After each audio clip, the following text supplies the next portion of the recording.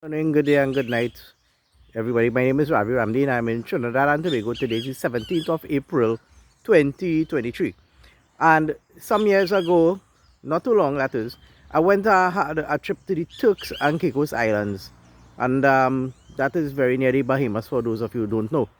And while there, I was on both vacation and on a business trip.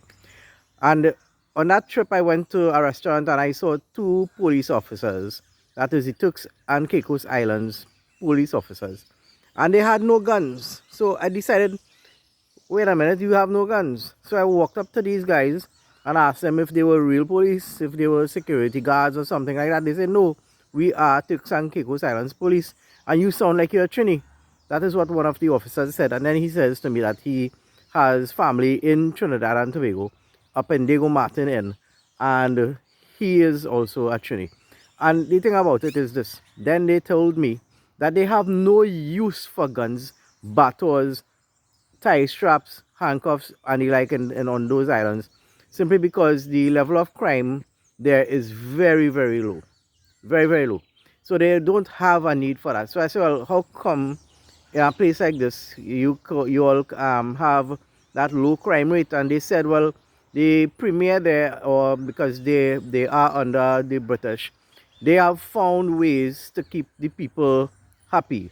They do quite a lot of tourism, and there's a lot of different types of technical work through teaching, engineering, water science, and their Department of Environment and Coastal Resources. And the thing about it is that people are employed and people there are happy. Some of them who have businesses, they say they have moved from India to the Turks and Caicos Islands. They have people from all over the Caribbean when they set up shops. And yes, the 1% from Trinidad has an input there too. So the thing about it is that in Trinidad and Tobago, what is the political will to keep the people happy? What is the political will to have development happening in this country that will be of great value? There is little or none, because the wealth of this country is the rights and the freedoms and what we're supposed to have as citizens in this country, and we don't get that type of benefit from oil production, gas, tourism, sport, and the like. So imagine you now have to send your child to UE, or they go and they get something in performing arts and music. How are they going to get employed with something like that? This country just has no scope, or little or no scope, for that type of industry and entertainment, performing arts, just to name a few. Even for a regular artist that would paint with brush and oils, there is little or no scope.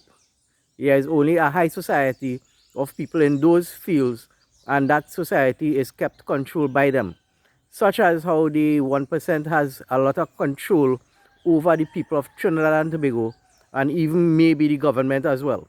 So where is the political will in getting people enlightened and getting the people educated and also employed, or even motivated to even start a business here, when the US dollar is said to be scarce in this country, while you could go in Guyana and there are guys that are set up with tables in the market there in the main town, and they are selling all types of currencies, and if you approach them to change TT, they don't want it. It has no value. The Trinidad and Tobago dollar has no value up the islands. Take what I'm saying. We have nothing. Our currency has been floating for quite a while, and that needs to change. So the thing about it is that while in the Turks and Caicos Islands, the crime rate is low, and they are focusing on many things, especially that they have the largest sea conch farm in the world, and they don't make money off of the lambi. They make money off of the shells. And that technology is a simple technology, but as yet, in the PNM manifesto, they had some plans like that, but that, it's promises, promises, and promises never kept.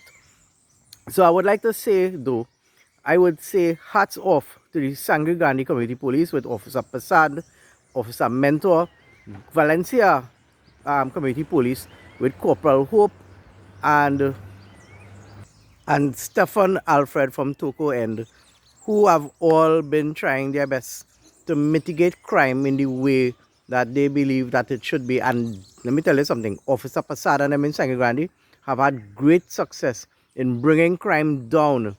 In 2019, 18, 17, they have done quite a lot for the Sangre Grande area. Especially, I mean, I will big up my Sangre Grande police as well.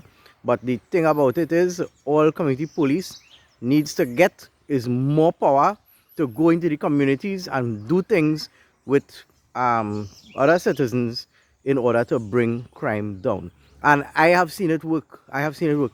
So that is one of the answers to the social ills and the crime situation in our country.